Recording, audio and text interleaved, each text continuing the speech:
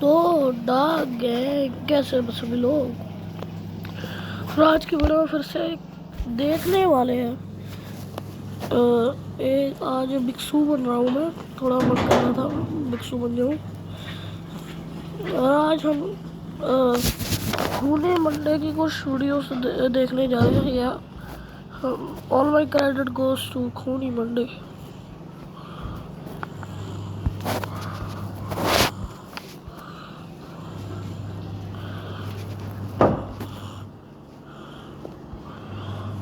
और इसमें से कोई एक आज हम देख रहे हैं।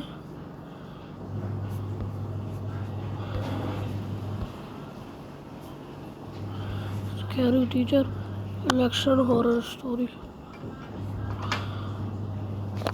EID horror story.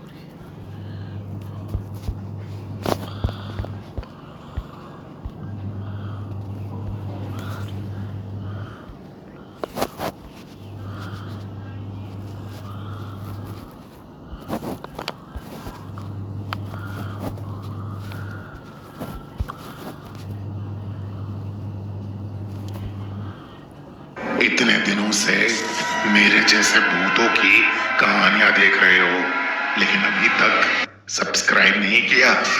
क्यों? इसकी सजा मिलेगी। गाइस, हमारे एनिमेटेड भूतों की सजा से बचो और जल्दी से हमारा चैनल खूनी मंडे सब्सक्राइब करो। और हाँ, बेल आइकन दबाना मत भूलना।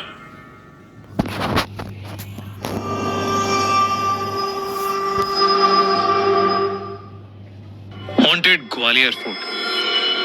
मधु दिल्ली में रहने वाली 23 साल की एक रिसेप्शनिस्ट थी। वैसे तो वो ग्वालियर से थी, मगर करीब 15 सालों से वो अपनी माँ के साथ दिल्ली में ही रह रही थी। मधु के पापा ग्वालियर में रहते थे। कई बार बुलाने के बावजूद भी उनके पापा पिछले 15 साल से मधु से मिलने नहीं आए थे। मधु की माँ अक्सर ग्वालियर जाती थी, लेकिन वो कुछ ना कुछ बहाना करके हमेशा ही मधु को ग्वालियर जाने के लिए मना कर दे। गाइस, हो गया भगवान है। मधु जो उसकी माँ उसके सामने माथा टेक रही थी, और इसलिए मधु अपने माँ बाप दोनों से बेहद नाराज रहती थी। ऐसे ही एक रोज जब मधु की माँ और उसकी बहन ग्वालियर में थे, तो मधु ने अपने होटल से छुट्टी लेकर ग्वालियर जाकर सबको। यही होता है जब मम्मी की कोई बात नहीं मानता, कोई मम्मी उसको सिर चढ़ा के रखती है, यही होता है। सरप्राइज करने का एक प्लान बनाया, लेकिन जैसे ही मधु ग्वालियर वाले घर पहुंची, उसकी माँ उसे देखकर सुन्न पड़ गई। ये क्या गया? ऐसा लग रहा था मानो कुछ घोर अनर्थ हो गया हो। मधु की माँ एकदम से बहुत ज्यादा घबरा गई और वो मधु को वापस दिल्ली जाने की भीख मांगने लगी। मधु को ये बहुत अजीब लगा। उसने अपनी माँ से कहा कि वो अपने पापा से मिलने आई है और उनसे मिले बिना वो कहीं नहीं जाएगी। देर रात हो चुकी थी। मधु की माँ ने उसे बहुत समझाया, लेकिन मधु नहीं मानी। उस रात काफी देर हो चुकी थी, लेकिन उसके पापा अभी तक घर नहीं आए थे, ना ही उनका फोन लग रहा था। मधु की माँ बहुत ज्यादा परेशान हो गई थी और वो अभी भी बार बार मधु से वापस जाने की विनती कर रही थी। अपनी माँ की ऐसी बातें सुनकर मधु का दिल टूट गया था। उसे लगने लगा कि शायद उसके पापा उससे मिलना ही नहीं चाहते, और इसलिए उसने अपनी माँ की बात मान ली और वो घर से रेलवे स्टेशन के लिए निकलने ही वाली थी कि अचानक उसे चक्कर आने लगे और वो घर की चौखट पर बेहोश होकर नीचे गिर गई। उस रात उसे एक सपना आया कि उसके पापा ग्वालियर फोर्ट में भूल भुलैया में फंसे हैं और मधु को ढूंढ रहे हैं, और ढूंढते ढूंढते वो ग्वालियर फोर्ट की छत पर पहुंच गए हैं। तभी उन्हें वहां एक लड़की दिखी जो मधु की तरह दिख रही थी, लेकिन जैसे ही उसके पापा उस तक पहुंचे, उन्होंने देखा कि वो मधु नहीं बल्कि एक भयानक औरत है जिसका आधा सर है ही नहीं। और ये देखते ही वो ग्वालियर फोर्ट की उस छत से नीचे गिर गए। उनके नीचे गिरते ही मधु की चीख निकली, पापा! और मधु की नींद टूट गई। सुबह हो चुकी थी और उसके घर पर भीड़ इकट्ठा थी। मधु की माँ ने उसे अरे सपना सच हो गया मधु का। बताया इसको तो साइंटिस्ट बनना चाहिए, सपना सच होने करने वाली साइंटिस्ट। कि कल रात मधु के पापा ने ग्वालियर फोर्ट की छत से कूदकर अपनी जान दे दी। जब ये बात मधु ने सुनी तो उसका दिल पूरी तरह चकनाचूर हो गया। सब लोगों के जाने के बाद वो तुरंत अपनी माँ को साइड में ले गई और अपने सपने के बारे में बताने लगी। और तब उसकी माँ ने मधु को कुछ ऐसा बताया जिसे सुनकर मधु की रूह कांप गई। दरअसल 15 साल पहले जब मधु छोटी सी थी तब उसके पेरेंट्स उसे ग्वालियर फोर्ट घुमाने लेकर गए थे।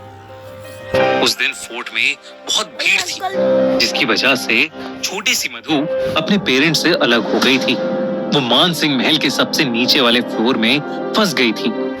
दोस्तों, गुजरात में 2002 में कुछ ऐसा हुआ था जिसने पूरे इंडिया को हिलाकर रख दिया था। मुजफ्फरनगर से अहमदाबाद जाने वाली साबरमती एक्सप्रेस जब गोधरा में रुकी तो अचानक उसके 2 डब्बों में आग लग गई और 59 लोग यानी 59 लोगों की जलकर उस ट्रेन के अंदर मौत हो गई। लेकिन वो आग लगी तो लगी कैसे? क्या है गोधरा कांड का सच?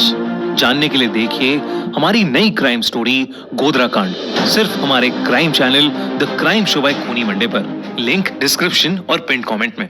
जो अंडरग्राउंड था वो उस ग्वालियर फोर्ट की एक ऐसी जगह थी जहां अक्सर कम ही लोग जाते थे।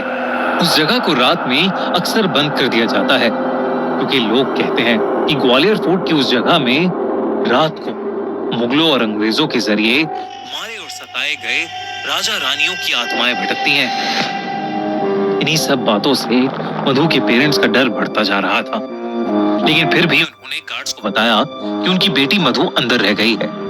वो सब मिलकर मधु को ढूंढने लगे। तभी अंदर बैठी मधु को अचानक से गाने की आवाज आने लगी। उठकर उस आवाज की तरफ गई। देखते ही देखते मधु को अपने आगे चल रही एक परछाई नजर आई। मधु ने उसे आवाज लगाई तो वो परछाई हवा में कहीं गायब हो गई। तभी मधु को ऐसा लगा कि जैसे उसके पीछे कोई खड़ा है। वो पलटी तो उसने देखा कि सफेद लहंगे में एक औरत उसके सामने खड़ी है। उस औरत का भयानक चेहरा देख नन्ही सी मधु की चीख निकल गई। उसका आधा चेहरा था ही नहीं और उसके हाथों और पैरों में कीड़े चल रहे थे।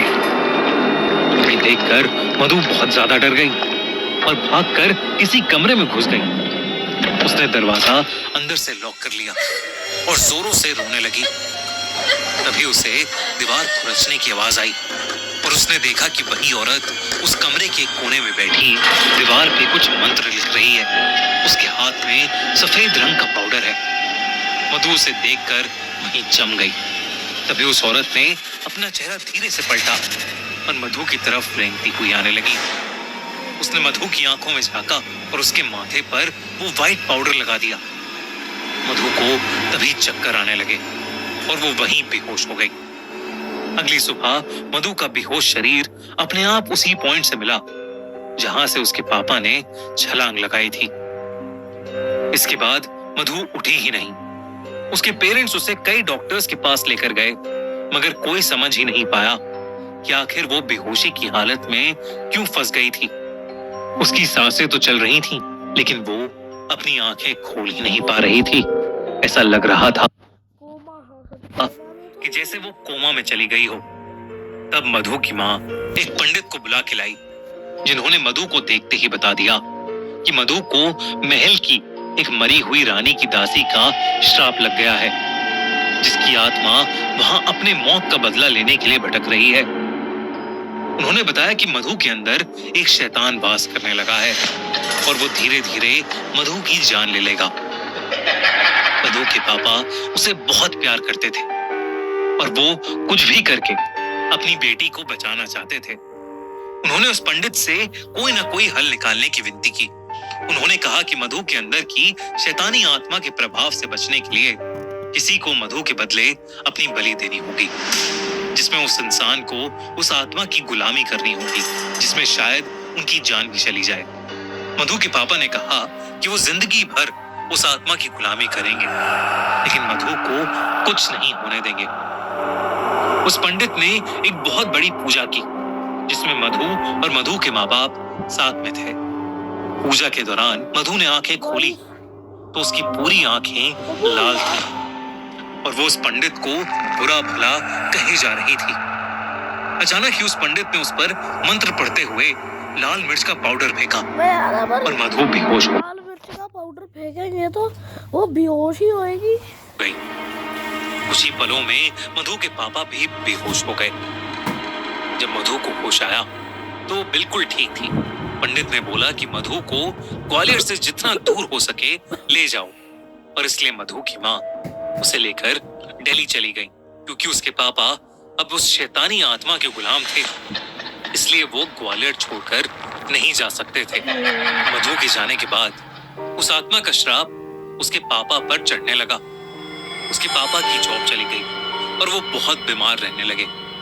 लेकिन जब मधु वापस ग्वालियर आई तो वो आत्मा मधु की जान लेना चाहती थी, लेकिन उसके बदले उसके पापा ने अपनी जान उस आत्मा को दे दी।